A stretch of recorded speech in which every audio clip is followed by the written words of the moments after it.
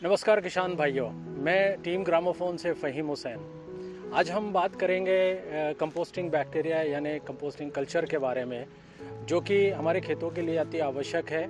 लेकिन जानकारी के अभाव में हम इस कल्चर का या इस कंपोस्टिंग बैक्टीरिया का उपयोग नहीं कर पाते हैं। मेरे पीछे आप देख रहे हैं खेत के अंदर काफ़ी कचरा आपको दिखाई दे रहा होगा। इसमें हरा कचरा भी है और जो हमारी सोयाबीन की फसल कटी है उसका भी कचरा आप पीछे देख रहे होंगे। इस कचरे का हम आमतौर पर कोई उपयोग नहीं करते हैं और ये एक तरह से हमारे लिए वेस्ट होता है। जबकि इस फसल के कचरे के अंदर आप जो तत्व देते हैं, चाहे वो यूरिया के रूप में हो या डीएपी या पोटाश के रूप में, वो पूरा का पूरा इस फसल के अंदर मौजूद होता है और हमारी आने वाली फसल के लिए ये बेनिफिशियल हो सकता है। लेकिन जानकारी के अभाव में हम इसे जो है वेस्ट कर देते हैं या हम इसे जला देते हैं। आमतौर पर हमारे किसान भाई रबी की फसल, जो कि गेहूं की मुख्य फसल है, उसके कचरे को भी जो है वो जला देते हैं, जिसकी वजह से जो फ़ायदा हमारे खेतों को होना होता है उसका फ़ायदा जो है किसान को नहीं मिल पाता है। आपकी जानकारी के लिए मैं बता दूं कि ये जो कचरा आप देख रहे हैं, ये जो आपकी उपज है उसका डेढ़ा या दुगना होता है। यानी अगर आपने सोयाबीन की 10 कुंटल उपज ली है तो ये जो कचरा है वो या तो 15 कुंटल होगा या 20 कुंटल होगा। इसी तरह से जो गेहूं का कचरा है वो जो है, जो 20 कुंटल आप लेते हैं यानी 2 टन, वो जो है आपका 3 से लेकर 4 टन कचरा होता है, जो कि 1.5 से लेकर 2 ट्राली खाद के बराबर होता है। तो आइए जानते हैं कि हम इस कचरे का उपयोग किस तरह से कर सकते हैं ताकि ये हमारे आने वाली फसल के लिए फ़ायदेमंद हो। आइए दोस्तों जानते हैं कि कंपोस्टिंग बैक्टीरिया होता क्या है। दोस्तों ये कंपोस्टिंग बैक्टीरिया, कंपोस्टिंग कल्चर जो है, ये कुछ बैक्टीरिया और कुछ फंगस का एक जो है समूह होता है, जो कि हमारे खेत में जो भी कचरा बचता है या जो हरा चारा हम देख रहे हैं खेत में, उसके सड़ाने में ये जो है मदद करता है। अलग अलग बाज़ार में अलग अलग उत्पादन जो है कंपोस्टिंग बैक्टीरिया के रूप में उपलब्ध हैं, जिसमें कुछ लिक्विड फॉर्म में है और कुछ पाउडर फॉर्म में है। ग्रामोफोन आपके लिए जो कंपोस्टिंग बैक्टीरिया उपलब्ध करा रही है वो स्पीड कंपोस्ट के नाम से है। इसके अंदर 6 किस्म के बैक्टीरिया और 3 किस्म के फंगस आपको मिलते हैं। साथ ही साथ मिलता है आपको जैविक कार्बन, जो कि कंपोस्टिंग बैक्टीरिया को एक्टिवेट करने में जो है मदद करता है। ये जो स्पीड कंपोस्ट है ये 4 किलो की पैकिंग में उपलब्ध होता है। 1 एकड़ के लिए इसकी जो है 4 किलो मात्रा आवश्यक होती है।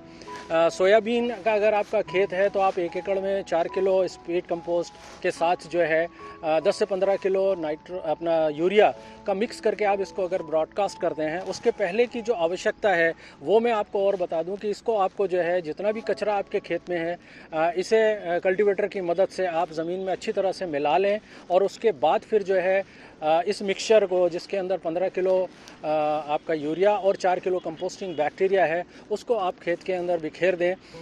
तो और उसके बाद जो है इस बात का ध्यान रखें कि उसके अंदर नमी हो। तो ये जो कंपोस्टिंग बैक्टीरिया है आपके इस सोयाबीन के कचरे को 10 से 15 दिन के अंदर जो है कंपोस्ट में बदल देता है और जो है आपके ज़मीन के अंदर जो ऑर्गेनिक कार्बन की मात्रा है या जो फ़ायदेमंद जो बैक्टीरियाज़ हैं उनकी मदद से जो है आपके खेत को काफ़ी कुछ सुधार कर देता है।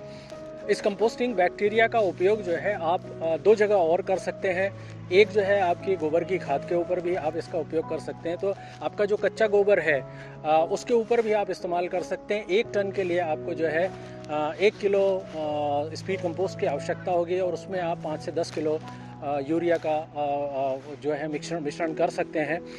इस जो गोबर की खाद है, इसके लिए आपको जो है गोबर की खाद को या तो आप गड्ढे में इसका उपयोग कर सकते हैं या जो सतह है, ज़मीन है, उसके ऊपर इसको आप बिखेर लें। 1 टन गोबर की खाद के लिए जो आप 1 किलो लेंगे उसे आप घोल बना लें। 200 लीटर पानी के अंदर आप 1 किलो कंपोस्टिंग बैक्टीरिया, 250 ग्राम गुड़ और 5 से 10 किलो यूरिया अगर आप उसमें घोल लेते हैं तो आप जो है इसको 1 टन जो गोबर की खाद है उसको आप बना पाएंगे। उसके ऊपर इसको बराबर से बिखेर दें और मॉइस्चर को मेंटेन करेंगे तो ये गोबर की खाद जो है आपकी वो 2 महीने के अंदर आपकी तैयार हो जाएगी, जिसकी तैयारी के लिए हमको जो है 8 से 9 महीने लगते हैं। तो ये आपकी गोबर को जो है गोबर की खाद में जल्दी यानी FYM में जल्दी परिवर्तित करने में आपकी मदद करती है। दूसरा जो है जो कचरा खेतों में पाया जाता है उस कचरे को आप जो है मेड़ के ऊपर या खेत किसी पेड़ के नीचे जो है आप इसे रख लें, और उस कचरे के ढेर के ऊपर भी आप 1 किलो कंपोस्ट जो है 1 टन के लिए, साथ में जो है 5 से 10 किलो यूरिया मिलाकर उसके ऊपर अगर बिखेरेंगे आप और उसमें जो है 40% तक मॉइस्चर मेंटेन करेंगे, तो ये जो कचरा आपका जो खेत का है वो आपका आसानी से कंपोस्ट में या खाद में बदल जाएगा। इसके लिए भी आपको 15 से 20 दिन ही लगेंगे। तो ये जो कंपोस्टिंग बैक्टीरिया है ये आपके गोबर की खाद बनाने में या जो आपका कचरा है उसको खाद में परिवर्तित करने में आपकी मदद करता है, और समय से पहले जो है आपको ये खाद में परिवर्तित होकर आपको उपलब्ध कराने में आपकी मदद करता है। तो किसान भाइयों, जैसा मैंने आपको सोयाबीन के खेत के बारे में बताया, उसी तरह से जो बाकी की फसलें हैं जैसे गेहूं है या आपका गन्ना है या मक्का है, इनके भी जो कचरे हैं इनको भी आप जो है कंपोस्ट कर सकते हैं। उसके लिए जो है जानकारी आपको जो है प्राप्त करनी हो तो हमारा जो टोल फ्री नंबर है आप उससे संपर्क कर सकते हैं। वो आपको स्क्रीन पे नीचे की तरफ दिखाया जा रहा है।